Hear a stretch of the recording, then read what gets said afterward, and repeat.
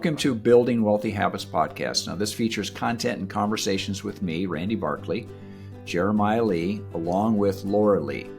On this podcast, we share financial advice from a team of certified financial planners, including a California licensed attorney, an MBA professional with collective experience of over 40 years.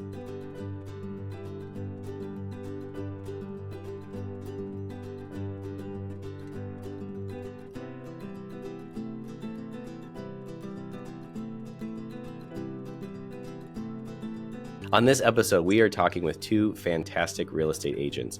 We are discussing there's all the changes that have happened in the real estate industry regarding commissions, regarding how you negotiate these sales. We're going to talk through what's different. We're going to talk through what you might do to take advantage of this, to kind of have this on your side, and what are some real pitfalls that you'd be careful of trying to do this on your own. So we hope you enjoy the episode, and I hope it's useful for you.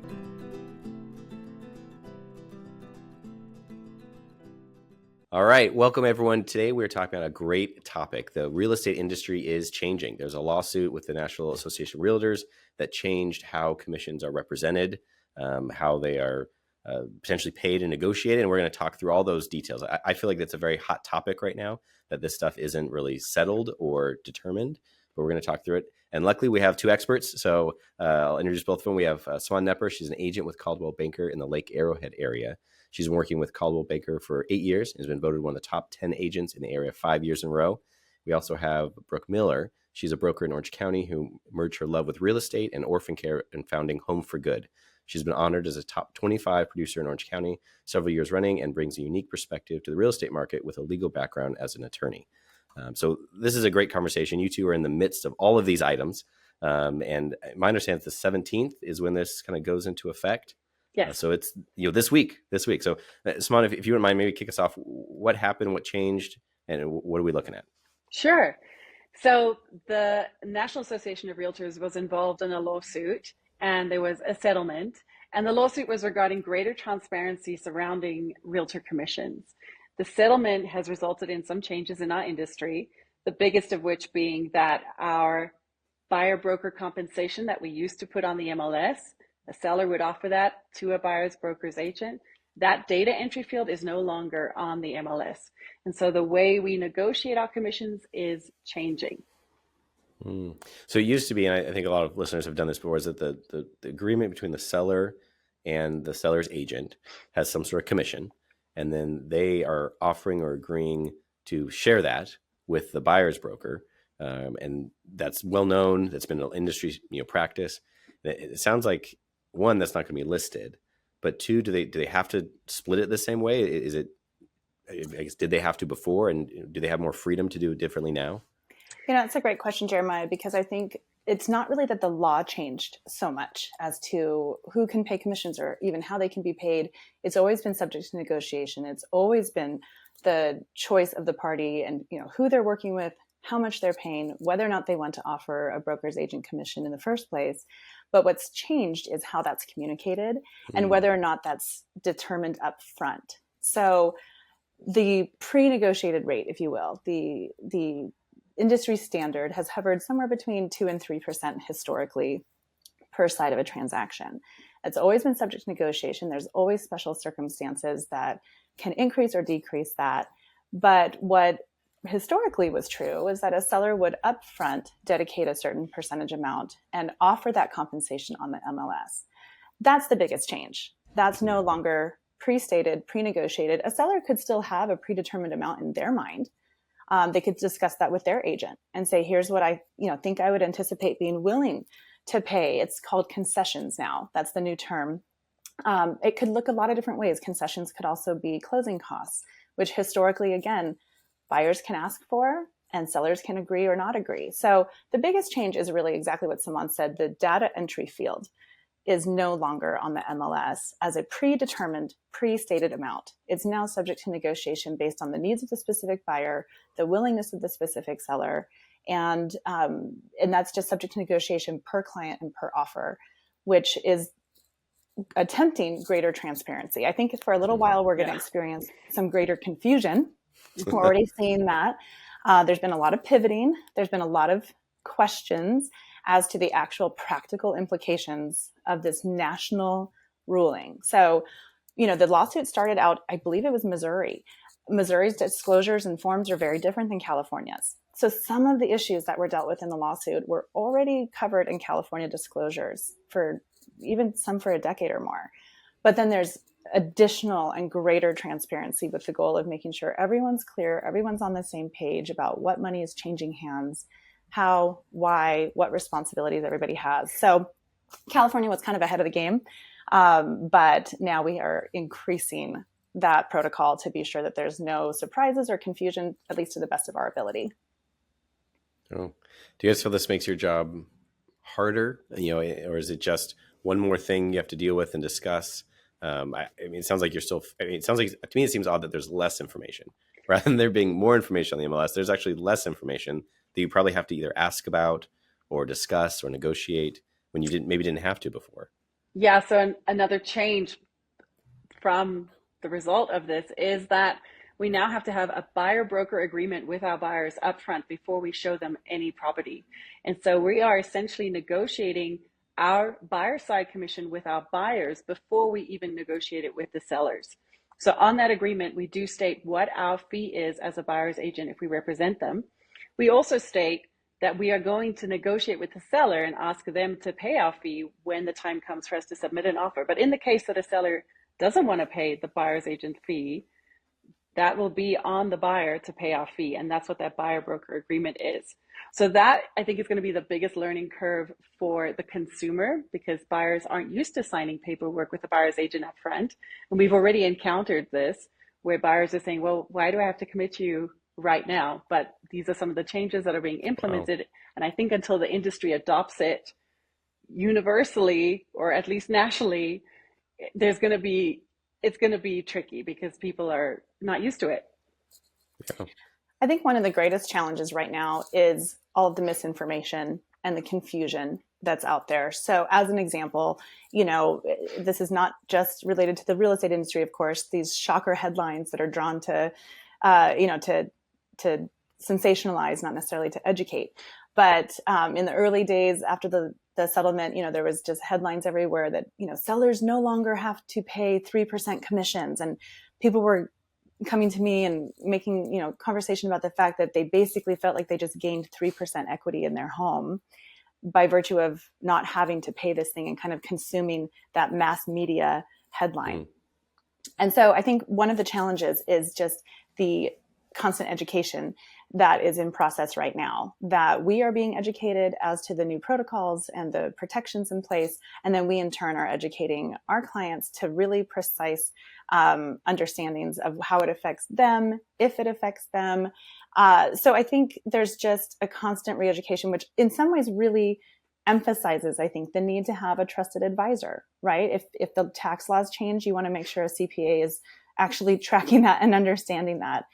With so many changes to the real estate industry right now, I can say for sure that when I'm seeing offers come through, questions come through from other agents, you can tell who's staying on top of things and has some history to navigate the pivots, and who is kind of flying by the seat of their pants and trying to catch up. And so I think it's really important that as people are entering into the market, either as a buyer or a seller, that they're looking to an advisor who does have the history and understanding to walk them through the changes. And if they don't feel comfortable with the explanation, they should seek another advisor to explain it to them until they do feel comfortable.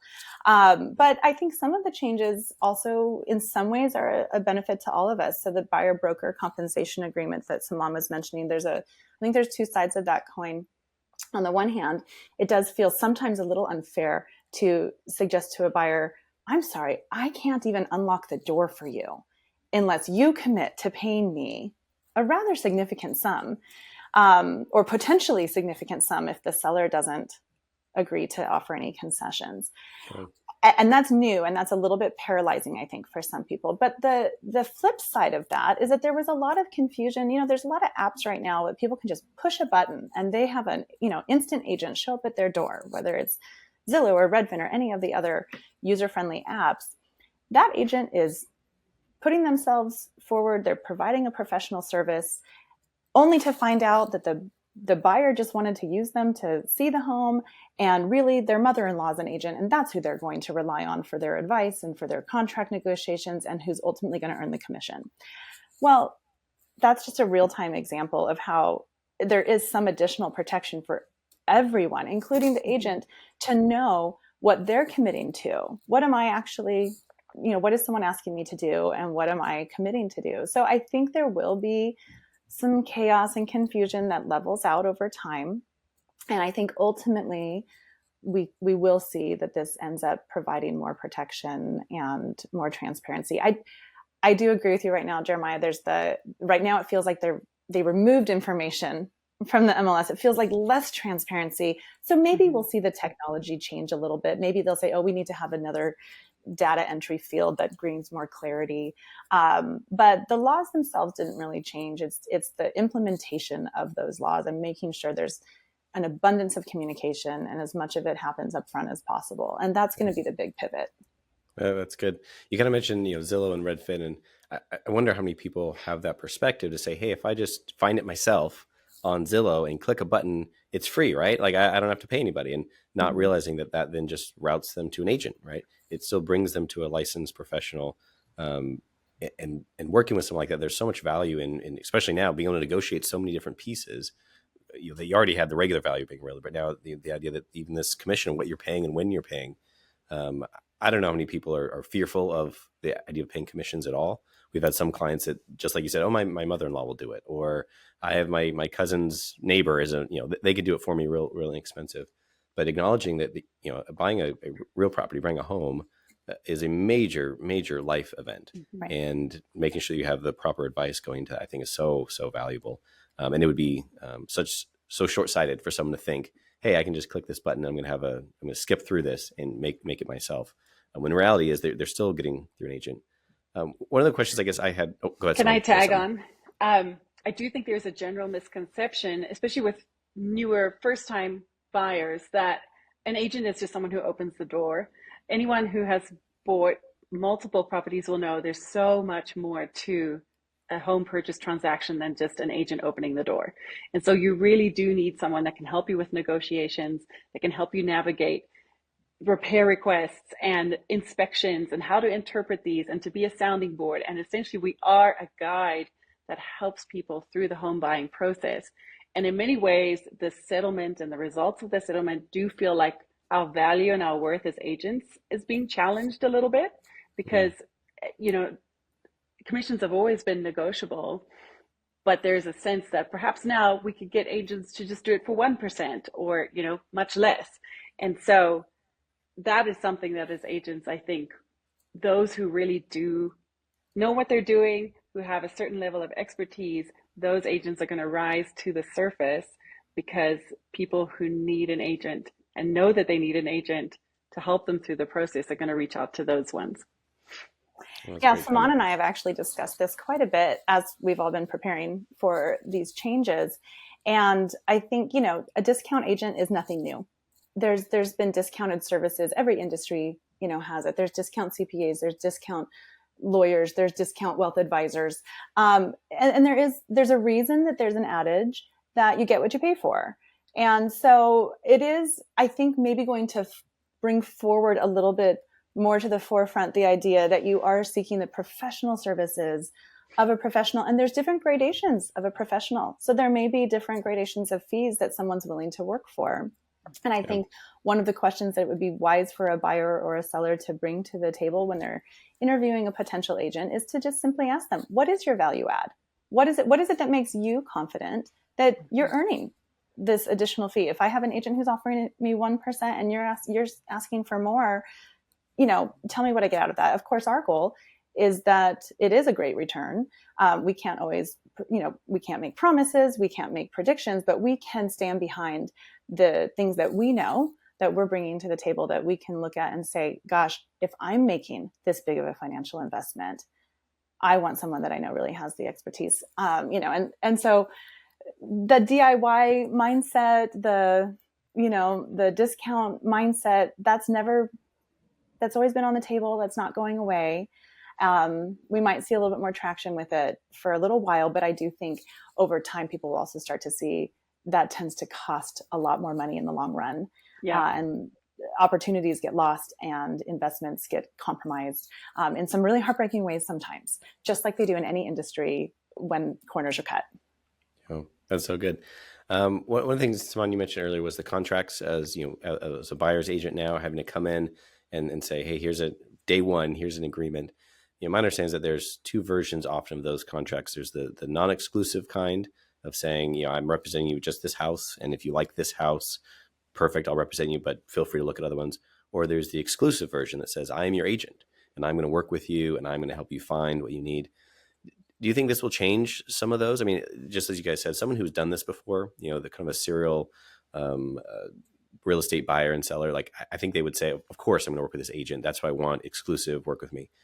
But people like you said, they're just looking to someone let them in the house initially. They don't understand. Mm-hmm. Do you think they'll skew more towards some sort of a non-exclusive agreement, or has the industry shifted in what that buyer agreement looks like? I'm not sure how it's going to play out. I think the home buying process moves pretty quickly. Someone sees a house, they want to get in it right away. I don't know that buyers are going to want to haggle back and forth over this document, although it is, how many, 17 pages? It's pretty lengthy because it's got a few other disclosure documents attached to it as well. So it'll be interesting to see if buyers get stuck on that point and try to fight for a non-exclusive agreement. The exclusive agreement can be no longer than 90 days. So there is a time limit to that as well. It's not like you're signing up with this agent for the next 2 years. So you could end the agreement after 90 days. Yeah. Be interesting. I mean, just normal practice of, I feel like a lot of times real estate agents will work without a signed, on the buyer side, without a signed agreement. They would start showing houses almost on the good faith understanding that if you move forward, then I, of course, would represent you. And I'm sure you both have, war stories of sticky situations where someone jumped to somebody else or thought, hey, I saw this house with you and that house with you and this house with you. Maybe this brings some normalcy or some benefits to the industry, that it's very common to sign on with a agent and avoid that. Or maybe someone will walk around with having 4 signed agreements with different agents. I don't know. I think one practical effect is it's going to actually bring higher value to open houses, because you don't have to sign an agreement with someone to walk into an open house. And so I think that actually may increase some of the popularity of that service, where someone can get an opportunity to see a home in real life, evaluate and decide, do they want to bring an agent to the, into the conversation to get advice. And I think that's a pro and a con, because like Simone said, things move fast. And so, an open house I hosted just this weekend, by the time the open house came around, we already had multiple offers in hand, very strong terms. So for someone who's just starting the conversation and wanting to wait for the open house, it can put them behind the 8 ball in some really unfortunate ways, just as a sheer matter of timing. So I think a lot of buyers are going to, be juggling the sense of, gosh, I want to keep all of my options open. I don't want to really commit to an agent right now, versus I want to be ready. I want to be, competitive. I want to be well prepared so that I know exactly what I'm doing, and my agent's already prepared me for what to do when I have the home that I really love. And it's a mutuality. I think my biggest concern is that buyers are already up against so many challenges. And so you've already got a home market where sellers have a lot of the control just by sheer lack of inventory. You do have multiple offers on most homes, just because there happen to be, for most markets, more buyers than there are homes available. You've already got pretty prohibitive rates compared to the last couple of years. You've got all these other rising costs that are pinching a family's, income. And so I think one potential fallout is just increasing the burden on the buyer. If a seller does say, I'm drawing a hard line and I'm not offering any concessions of any kind, if closing costs, commissions to an agent, anything is off the table, I think ultimately that's going to cost a seller more money than they would otherwise have paid for a commission, because they're going to lose a pool of buyers that maybe would really love their home, maybe would compete for their home, but they've already got to save up for down payment. They've already got to save up for at least the majority of their closing costs. They've got to be prepared for their actual payment once it's kicking in. And buyers are making really bold and brave moves right now in light of what, we expect to settle down in the industry with rates and insurance costs and things like that. So to add this extra potential burden on buyers, I think could have a chilling period for a little while. But I do think the vast majority of sellers will come to appreciate that the reason it was historically a cost covered by sellers is because historically that opens the pool of buyers so significantly just in the sheer numbers of who's able to compete for your home and how the math plays out. So I think in the long term, that's really what we're going to see continue to be true. But there's a lot to be determined. There's a lot we don't know about how the world and the market will respond to these new disclosures and the new protocols and what's going to actually flesh out in the long run. Yeah, the way we are approaching it is the what of what we do has not changed. It's just the how. And so like Brooke was saying, we foresee it still being the same in the future, but the way we go about negotiating those commissions is changing. It's changing. Yeah. So interesting. Well, we can pivot a little bit into strategy and, full caveat of, right, everyone's figuring out their new strategies. Everyone's figuring out what they can do, what they can't do, what's appropriate. I mean, I think heard someone saying that they could put notes in the MLS, like, oh, we'll just put the commission there. And yeah, I don't know if that's appropriate or not, but of trying to figure out what do we do now. And Brooke, you kind of touched on this a little bit of saying, to just as a seller say, hey, it's a seller's market. I'm not paying anything for anybody. You're in charge of your own agent's fees. To a seller, I can see that feeling good initially, but to your strategic point, like, man, you could have just cut out a whole group of people, especially if you had a house that makes sense for like a first-time buyer. Right. If it's that type of entry point, they've saved hard to get here, you could really be limiting who you have. Are there other items that you guys are thinking through of strategy items here? Like, do you as a seller side, do you do anything different on the buyer side? Is there anything that you feel you have to tick a box or have a conversation or because of this? Yeah, there's a lot more conversations that we have to have. It's a mandated conversation now that, historically was kind of at the agent's discretion of like, when does the agent want to ask a buyer to sign an agreement of representation? Whereas now there's mandated timeframes. It's before that key is unlocked, there are mandated conversations to have with sellers so that there's not confusion about what may be expected or may be negotiated. So really what's essentially happening strategically now is that it really is a one-to-one ratio as far as strategy between you and your specific client. So if you're a buyer, you're going to have a very strategic conversation with your agent about your buying strategy and how you're going to approach these various protocols. And if you're a seller, you're going to have a one-on-one negotiation conversation with your agent that does not try to forecast or anticipate what the myriad of other buyers may or may not need. And our job as agents, I think, is simply to to provide the education and cast the net as wide as possible to say, here are your options. And here's what we may recommend strategically, but there isn't a one-size-fits-all strategy. And so that's really why you do need someone who has the expertise to lean into it with you, to get to know your specific goals, and really be able to say, okay, based on what you want to accomplish, this is the strategy that I'm recommending. And that's just going to be, I think, furthering the conversations that a lot of agents already had, but they maybe just had them at different times in the transaction. Mm-hmm. And now the conversations just are happening a little bit more upfront.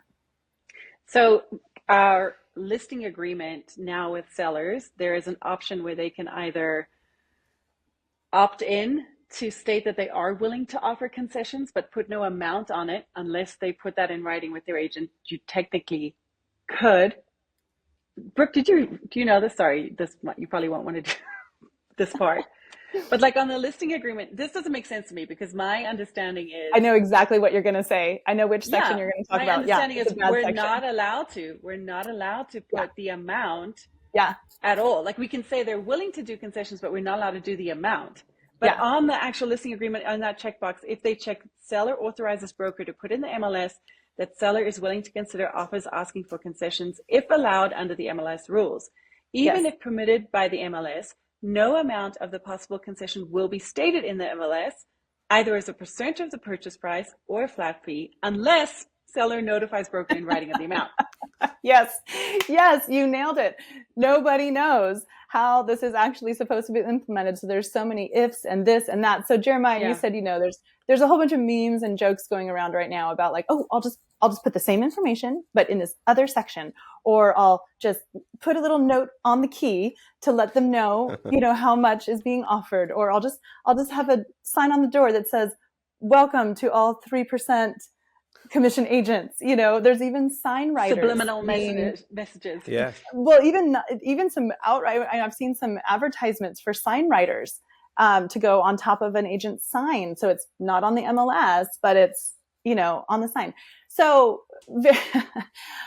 there's a lot of frowning upon some of those ideas and strategies. But the actual form, the actual listing agreement that we now enter into with our clients does technically, at this time, this is subject to change, I think, and pivot.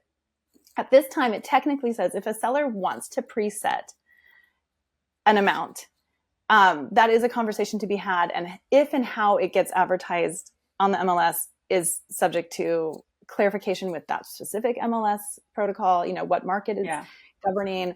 And sometimes even broker protocols, like there may be brokers that are implementing some additional safety guidelines to not run afoul and kind of just stay really, really on the right side of the line. But I think, at least my vantage point right now, being a couple days into these new protocols, is that any determination of a preset amount and any communication of a preset amount is honestly pretty unfair to both parties because it's begging the unknown to be known right now. And so I think a seller is better served, personally, at least this is what I'm seeing right now. I think a seller is better served sticking to yes or no. Yes, they will entertain concession requests, or no, they will not. And the strategy of that can be discussed with their specific agent. And then presetting amount, I think personally is smarter to do mentally and wait and see what comes on the table. Because maybe there's a buyer out there who has such an incredible offer for your home and they need $5,000 more for whatever reason, $5,000 more than you would have written down as your preset amount. Would you really want to sacrifice a buyer who's going to give you $50,000 more for your home because you predetermined a $5,000 line in the sand? Nobody would do that. That's bad math for anyone. So I think right now the option exists for the seller. The best of our interpretations of these forms is that the option exists for the seller, but it's still a lot of moving pieces as to whether that serves anyone well. So interesting. Well, it sounds like that puts a fair amount on the buyer's offer to be kind of shooting and say, hey, here's the price I want to pay. Here's the terms. Here's the financing, all the things that are normal. But then also saying, and here's the commission concession broker fee that I would like to request. And to your comment, Brooke, if they just request it, then the seller has the opportunity to look at that and say yes or no. But it sounds like that pre-discussion or that pre-information of knowing what that's going to be, I get to see on the buyer's side that's hard a little bit to say, well, I can afford this house at this price as long as we get this, kind of concession here. But to what you're saying, and I think where my mind is kind of circling to is if that's all in the offer, if you put what you can do in the offer, well, then that's your offer, right? That's the best you can do. You can put it forward. And if they but it's negotiable, just like right. any other term on an offer. If the seller doesn't like your purchase price, they counter it out. And in the same way, they can counter on the agent's commission as well. Yeah. And I wonder if you'll see more, or to your comment, less, of negotiating on that point. If everyone will say, yeah, there's a fee too, or if that will be a big thing. Because to your comment, Brooke, if you're getting $50,000 more in the price, sure, I'll give up a $5,000 concession, no problem. Versus if there's that hard line in the sand, if people feel this is, I got to stick to my guns on principle, that I will not split fees or something along those lines. I think it's also going to be interesting to see, like Simone said earlier, there's a certain sensation that the value of having an agent at all is being challenged, maybe intentionally, maybe just by default with the new protocols. And I think it'll be really interesting to see how that plays out in the long term, because I think as seasoned agents, we certainly know the difference of, we just do. We can see what we're able to provide as the value add for our clients. We can see the difference. It happens all the time. We just had a conversation about one this morning, actually, before we jumped on this podcast, about a situation where another agent cost their client some money just based on some bad communication.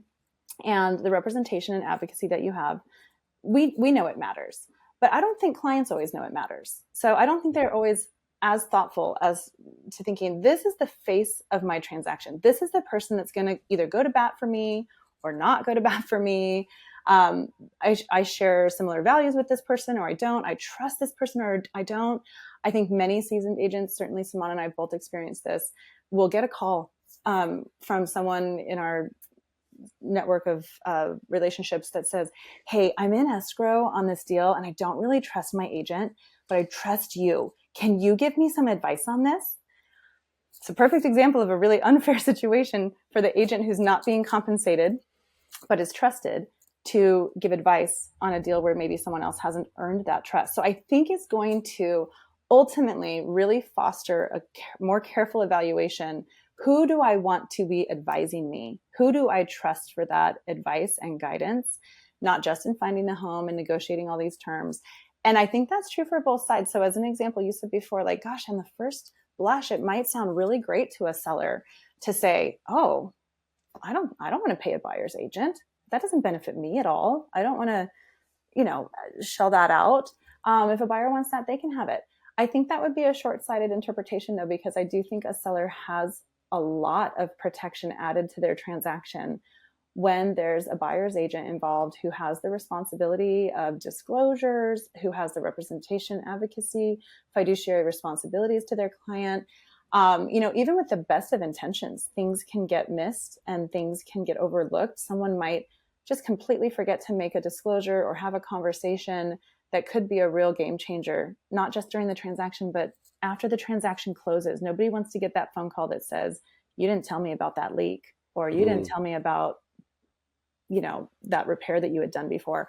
Those can get really messy. So I do think that the knowledge and value that we've kind of carried into transactions may become a little bit more public knowledge as people start evaluating. I think that's going to come at some expensive cost for some people. I think some people go, I'm just going to do this myself, or I'm going to forego a buyer's agent commission entirely. And I don't think we'll see the ramifications of that until it's too late for some people, which is going to be painful for the industry.